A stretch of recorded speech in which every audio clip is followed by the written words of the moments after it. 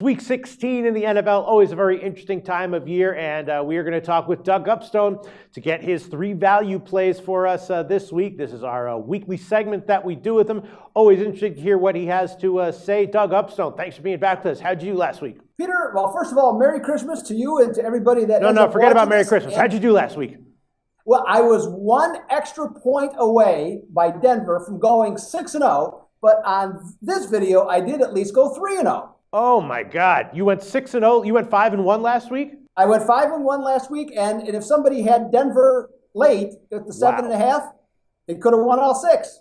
All right, I take it back. Doug Upstone, Merry Christmas to you, and Merry Christmas to everyone who caught your videos last week. Thanks so much for all your great insights every week and your winning picks. Oh, man, Doug Upstone, you always catch fire towards the end of the year in the NFL. Week 16, what do you have for us? What's your first value play, Doug? My first value play, Peter, is going to be on Minnesota. Now, the Giants would have won the NFC East quite a few weeks ago if the NFL had changed the games from 60 to 58 minutes. But that's not the case. And this season, they have been ahead or tied in the fourth period 6 different times and lost all of those games.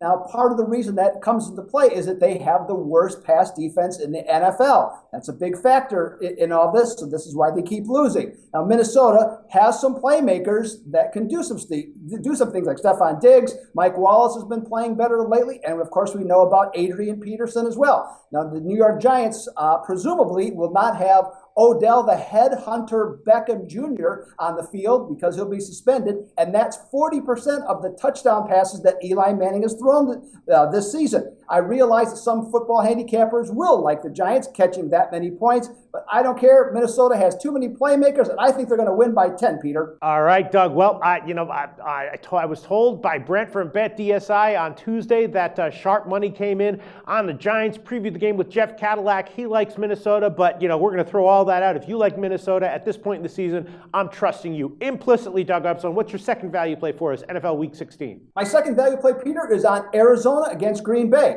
Now, the Packers actually have quite a bit to play for besides just the division title next week, because if they win their last 2 games and Arizona loses their last 2 games, they could move all the way up to the number 2 seed and get a bye. However, looking at these 2 teams from a mental standpoint, I don't see that happening.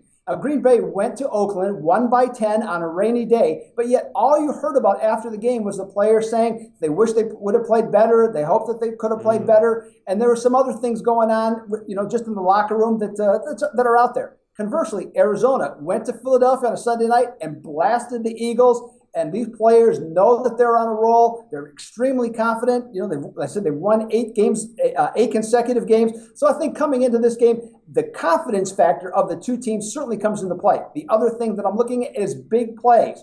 When you look at yards per pass attempt, Arizona is first in the NFL. Green Bay is 27th. Add it all together, if the Packers give up more than 8 yards per pass attempt, they're 1-8 against the spread. So I got the Cardinals by 9, Peter. Yeah, Arizona has an absolutely killer, impressive package in the passing game offensively. They do have a kind of a weakness in the pass rush, which makes me concerned when they're going up against a quarterback like Aaron Rodgers. But certainly, I'm always looking for good spots to bet on Arizona this year. All right, Doug Upstone, what's your third value play for us, NFL Week 16? Well, my third value play is not the greatest of values, to be perfectly honest, but it is on the Kansas City Chiefs. Now, the KC Express is rolling down the tracks right now, Peter, at 8-0 and 7-1 against the spread. And while 12.5 is certainly a lot of points, and as I said, not much value unless you like the underdog, I think this team is ready to continue to keep playing well. In their last 10 games, Kansas City has only given up 13.2 points per game, which is far and away the best in the NFL. And no matter who has played quarterback for Cleveland, it really hasn't mattered. And I think they're going to suffer even more having to go to Arrowhead Stadium. Now, the Kansas City defense isn't always dynamic or spectacular, but when you combine what they have with their defensive scores that they've had recently, in 6 of the last 8 games, Peter, they have scored 29 or more points. And when you look at Cleveland on the road this season, they're giving up 29.4 points a game. When I add it all up, I got Kansas City by 16 or more against Cleveland. Listen, KC's been killing it at ATS recently, even as a big favorite. Their only loss was when they were an 8.5-point favorite against the Chargers, and they won by 7, and it was a game with bad weather, so that was a little bit excusable. Hey, maybe it would not be a shock at all if once again they have big value, and we will thank you very much for that one. If that one proves to be a winner, once again, Doug Upstone, thanks so much. We'll talk to you again next week for NFL Week 17.